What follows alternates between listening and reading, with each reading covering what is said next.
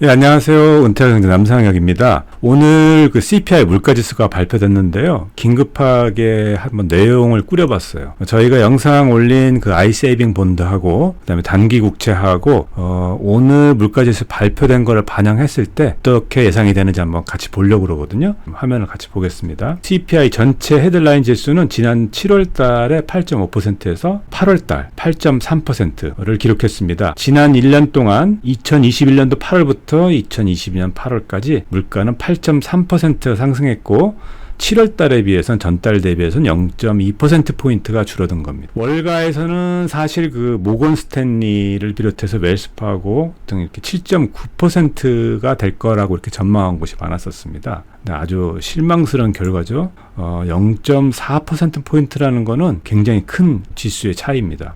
실망이 큰 이유는 또 최근에 원유가도 하락하면서 인플레이션이 좀 잡히는 거 아니냐 이런 기대를 했었거든요. 근데 이제 오늘 발표된 걸로 봐서는 생각보다 물가 잡기가 이렇게 쉽지가 않다는 것을 보여줬습니다. 또 아래 보시면 코어 CPI 근원 지수가 있는데요. 이 지수는 변동성이 큰 식품류하고 에너지류를 제외한 겁니다. 그 나머지를 가지고 물가를 지수로 매긴 건데요. 이거는 지난 7월 달에 5.9%에서 8월 달까지 가장 최근이 이제 지난 8월 달 건데 6.3%로 0.4%포인트가 올랐습니다. 이게 아주 안 좋게 지금 반영된 겁니다. 왜 그러냐면 연준은 사실 헤드라인 전체 품목보다는 변동성 큰 거 빼고 나머지 갖고 데이터로 삼거든요. 이걸 가지고 이제 정책을 정하는 건데 물가가 꺾인 게 아니라 오히려 지금 잡기 힘들다는 거를 어떻게 보면 입증한 게 돼버려서 앞으로는 연준이 더 올리고 긴축을 더 세게 하는 걸 당분간은 생각할 수 있겠습니다.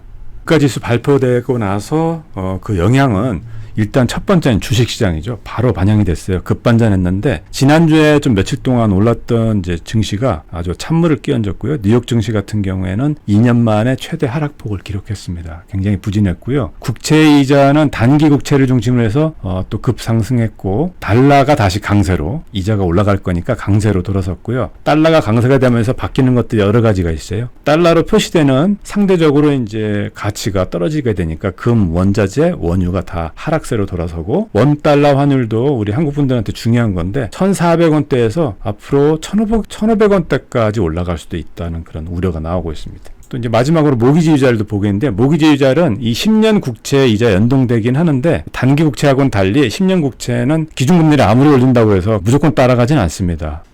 이거보다는 연준이 물가를 잡기 위해서 시중에서 돈을 걷어들이는데요.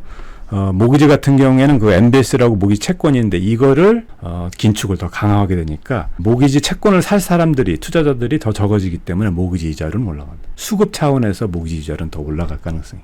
이제 다시 돌아와서 우리가 주목해야 될 거는 일단 물가는 떨어지겠죠. 계속 이럴 수는 없는 거니까. 근데 물가가 떨어져도 어떤 식으로 떨어질지 한번 봐야 되는데 왜 물가가 떨어지는 게 중요하게 우리가 봐야 되냐 하면은 물가가 떨어지는 거에 따라서 금리 정책이 정해지고 금리 정책에 따라서 국채 이자하고 아이세이빙 본드가 언제까지 유효한 투자 수단이 되는지 한번 볼 수가 있고요. 또 물가가 어느 정도 떨어지는 속도에 따라서 금리 정책이 정해지고 그 금리 정책에 따라서 고금리가 언제까지 유지될 건지 이 두 가지를 가지고 단기 국채 수익률 그다음에 아이세이빙 본드의 수익률을 어느 정도 기준점을 가지고 이 시각에부터는 좀 주의해서 봐야 되겠다라는 걸 이제 정하려고 하는 거거든요. 그래서 물가가 쉽게 안 떨어진다라는 그런 그 증거가 있어요. 그 증거가 세 가지를 이제 제가 들을 건데요.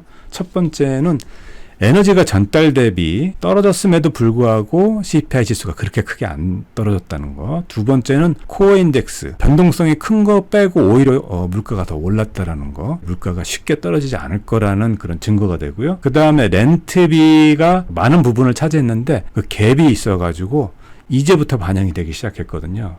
그래서 이게 당분간은 지속되기 때문에 물가 상승률이 이렇게 쉽게 떨어지기는 좀 쉽지 않다. 또 하나는 많은 전문가들의 분석을 한번 보겠는데요. 첫 번째는 미니애폴리스 연방은행 총재예요. 인플레이션은 끈질기게 유지될 거라고 이렇게 말하고 있고 생각보다 상승률이 더 오래 갈 수 있다고 이렇게 얘기하고 있고, 그 밑에 하버드대 이제 재정과 교수 제이스 퍼먼인데요. 임금하고 서비스 부분의 요금이 이미 올라가 있어서 4%까지 타겟을 하고, 원래는 2% 물가 상승률이 타겟인데 그건 이미 좀 어렵다고 보고, 중간 단계로 4%까지 물가 상승률을 내리려면 기준금리를 5% 이상 올려야 한다고 이렇게 얘기를 하고 있습니다. 현재 기준금리가 2.5%니까 5.5%면 2배를 하고도 더 넘는 거예요. 상당한 기간이 필요합니다. 그 다음에 또 다른 분석인데요. 여기서는 쉽게 물가를 잡기가 글렀다는 건데, 여기서 얘기하는 건 뭐냐면 긴축은 당연한 거고 이 부채 때문에 물가 상승이 내리기가 어렵다고 이렇게 얘기를 하고 있습니다. 결론은 이제까지 뭐냐면은 물가가 떨어지기는 떨어지겠지만 우리가 생각하는 것보다는 천천히 떨어질 거다 이렇게 예상을 하는 겁니다. 그럼 앞으로의 채권 수익률과 본드, 아이본드의 수익률이 어떨지 한번 보겠는데요. 일단 그 전제로 하나의 그 인덱스 지표를 한번 보는데요. 이 위에 있는 지표가 뭐냐면 Break-even Inflation Rate이라고 하는 건데요. 이게 이제 채권 시장에서 이 지수하고 실제 CPI 물가 상승률 지수하고 그래프를 한번 비교 이렇게 해보시면 비례관계 이렇게 있다는 걸 이제 볼 수가 있고요. 그래서 우리가 10년까지는 좀 너무 길고요.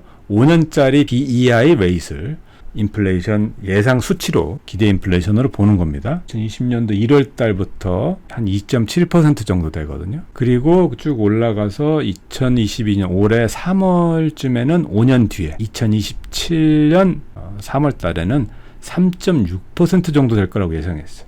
그래서 이거를 대략적으로 이제 평균을 내면 이 빨간 줄처럼 3.0% 된다고 이제 가정을 한번 하는 겁니다. 균등하게 3.0%까지 쭉 내려간다고 할 때 이런 그래프가 이제 나올 걸 예상이 되는 거고요. 이 그래프를 근거로 해서 아이세이빙 본드는 2022년 11월, 그 다음에 2023년 5월까지는 그래도 유효한 투자 수단이 될 수 있다고 이제 전망이 되는 거고요. 그 이유는 조금 쉽지 않을 수 있습니다. 왜 그러냐면 이걸 뭐 기고 효과라고도 하고 역기저 효과라고도 하는데, 인플레이션 상승률을 전년 대비 기준으로 하는데요.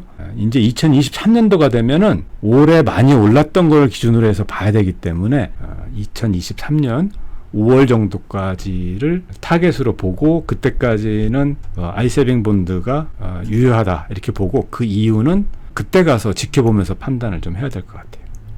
그리고 단기 채권 이자는 왼쪽에 있는 게 이제 페드 와치라고 해서 기준금리에 대한 예상이에요. 전문가들이 예상하는 건데 2023년 7월 달에 동결 내지는 그때부터 꺾어지는 걸로 이렇게 보고 있어요. 그러니까 2023년 7월이 기준금리 피크로 본다. 그러면 단기 채권 이자도 이때가 피크가 될 수 있고요. 그다음에 2024년 말에는 타겟으로 삼은 이제 물가 상승률 6에서 4% 사이의 인플레이션으로 오면은 그때부터는 금리를 더 이상 올리지 않을 걸로 보이기 때문에 오히려 떨어질 가능성이기 때문에 요 기간 사이에서 기준금리는 동결 내지는 내리는 걸로 보니까 이때까지는 단기 채권, 국채 이자를 투자를 하셔도 무방할 걸로 보이는, 예상되는 그런 구간입니다. 시간을 이제 급히 꾸려봤는데요. 오늘 발표된 거를 기준으로 해서 예상하는 기준점을 잡는 거니까 이거에 따라서 투자하시라는 건 아니고요. 기준점으로 삼으시라고 참고로 드리는 말씀이니까 참고하시기 바랍니다. 네, 그러면 또 다른 뉴스가 나오는 대로 정리해서 또 알려드리겠습니다. 감사합니다.